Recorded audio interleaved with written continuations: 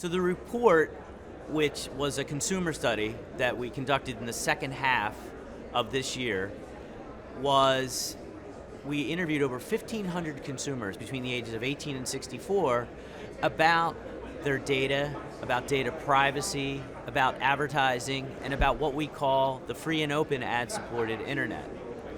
What was really interesting in terms of the findings are three things. Number one is around the societal benefits, which is incredibly important. So 80% of consumers said that the free and open ad-supported internet is important to democracy and free speech. Now think about that, democracy and free speech. How important that is overall to our country. And then you put that in the context of this presidential election year, where consumers are essentially going to go online to educate themselves around the politics, the issues, and the candidates. That's incredibly important. The second thing that was really interesting that we found was around the topic of advertising. 95% of consumers would rather receive advertising than pay a high fee to access sites that are currently free. That's incredibly important, right? They have no issue with advertising. They understand that it powers the internet, and they would rather be able to be served advertising than pay to receive content. The last one was around legislation. Only 1 in 4 consumers are aware that there are privacy legislation right now protecting their data across 13 states in the US. Those are 3 very powerful topics that we found in the study. What about Gen Z and their attitudes about sharing their personal data? Yeah, that was really interesting. Overall in the study, Gen Z really separated themselves from the rest of the generations. So about 90% of Boomers and Gen Xers understood that essentially the internet is free and open because of advertising, that it essentially powers it, enables businesses and websites to exist on the internet. Only 62% of Gen Zers get that dynamic, understood that that's the way it works.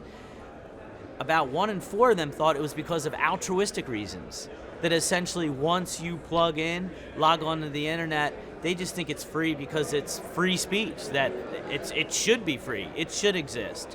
So they don't understand or are not aware of the economic, essentially, exchange that exists in terms of, okay, I am able to access this content because of the advertising that supports the businesses that create that content. So that is the one thing. Well, what does that mean then in terms of attitudes, or what implications does that have for advertisers? If I'm going to read between the lines, their understanding is, oh, well, I should just be able to log on to the internet and get my content, and advertising should not get in the way, right? So they look, because they don't understand the dynamic as to why advertising exists, they just look at it as an interruption, right? So that's an issue, and we as an industry need to educate them and solve them. I think as more and more of them get out into the world, get jobs, understand the way the economy works, that they will get that, but they find advertising to be much more disruptive than the other generations. Chris, and finally, I wanted to ask you about consumer trust in sites and what consumers, if there's a difference in terms of the trust of personal data with different publishing sites and sort of what you found there. Yeah, so this is a personal theory that I had going into this study, because I feel that there's surveillance capitalism, which is kind of a scary phrase, is something that is actually on a lot of consumers' minds, that they're just being monitored and tracked everywhere they go, and this is really for nefarious purposes. And I think that all websites on the internet kind of fall into that bucket in the consumers' minds. I don't think that that's true.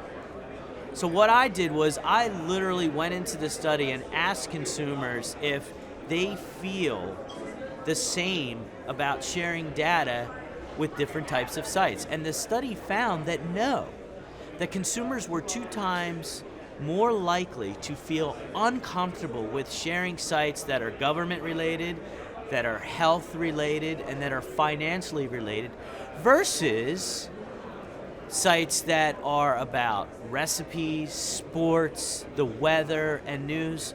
They don't have as much of an issue sharing their data with those types of sites as they are with those other types of sites. That's incredibly important to understand. So, what are some of the conversations here at the IAB that you found interesting, and we're sort of wrapping things up, just sort of coming out of your insights into the industry. What sort of has sort of stuck out, if anything, here? Yeah, I mean, what stuck out here was David's speech really set the tone for this entire study, why we did the study, and he talked about it. And that is the fact that consumers do not want to pay for services on the internet that are currently free, right? Okay, this whole thing was about AI and data and how we can make advertising work better.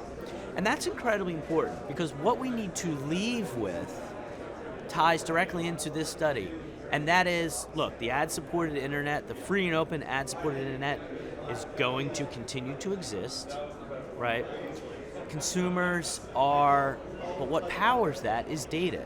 So what we have to do, essentially data is the gasoline that powers the engines that is the internet, okay? So we need to make consumers feel comfortable about sharing their data. We're not doing a good job as an industry right now about that, right? You log on to a site and suddenly you get this message at the bottom of the site that says, this kind of unclear message that's like, oh, we track, would you accept cookies? We track because of these reasons, this is what we do. It should be, hey, we're about to track, is it okay if we track what you're doing on this website so we can make that experience way better for you, that we can serve you personalized content, that we can serve you personalized ads, right? So they know Chris Bruderle goes on to a certain sports site. They're not going to serve me ads that are completely different than the type of person that I am, right? So we need to communicate to consumers that much more clearly. And if we do that, and if we make clear the value exchange that I'm going to give you my data and you're going to give me better services, if we make that clear, then it's a win-win for them and it's a win-win for us.